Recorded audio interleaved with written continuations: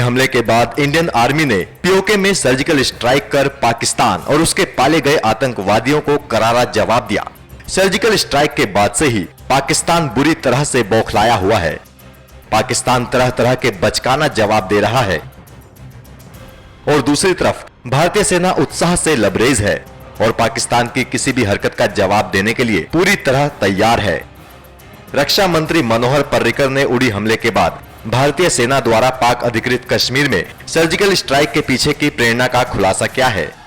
एक कार्यक्रम के दौरान बोलते हुए रक्षा मंत्री ने कहा कि शायद राष्ट्रीय स्वयंसेवक संघ की सीख ही इस कार्रवाई की बुनियाद बनी। सर्जिकल स्ट्राइक के संदर्भ में प्रधानमंत्री मोदी और उनका मेल लोगों को समझ नहीं आ रहा था। पर्रिकर ने कहा, dangerous thing, and I think universities like Nirma needs to encourage ideas, concepts. When I came to central government as a defense minister, I knew nothing. I wonder Mahatma Gandhi के गांव से आने वाले प्रधानमंत्री और जहाँ से मार्शल रेस ने ऐसे गोवा से डिफेंस मिनिस्टर और surgical strike, this equation was quite maybe the RSS teaching was the basic core, but this was quite a very different kind of combination.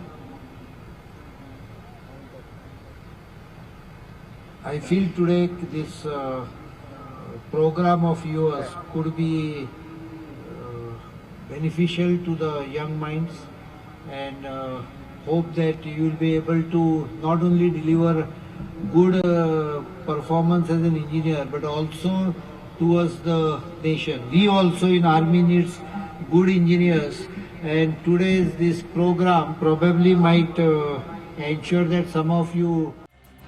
आपको बता दें कि मोदी और पर्रिकर दोनों ही आरएसएस से जुड़े रहे हैं। बीते रविवार को भी पाकिस्तानी सैनिकों की गोलीबारी में एक भारतीय जवान शहीद हो गया था।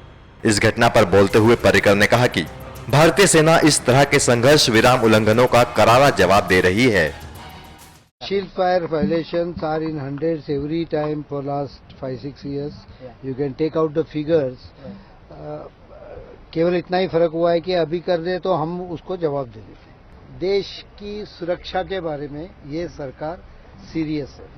We are attempting to ensure that no unauthorized person can enter the country. इससे पहले पर्रिकर ने भारतीय सेना को हनुमान के समान बताया था। राजौरी में संघर्ष विराम का उल्लंघन उस दिन किया गया जब भारत में रूस के राष्ट्रपति व्लादिमीर पुतिन, चीन के राष्ट्रपति शी चिनफिंग सहित कई देशों के नेता ब्रिक्स सम्मेलन में मौजूद थे। एनएमएफ न्यूज की रिपोर्ट।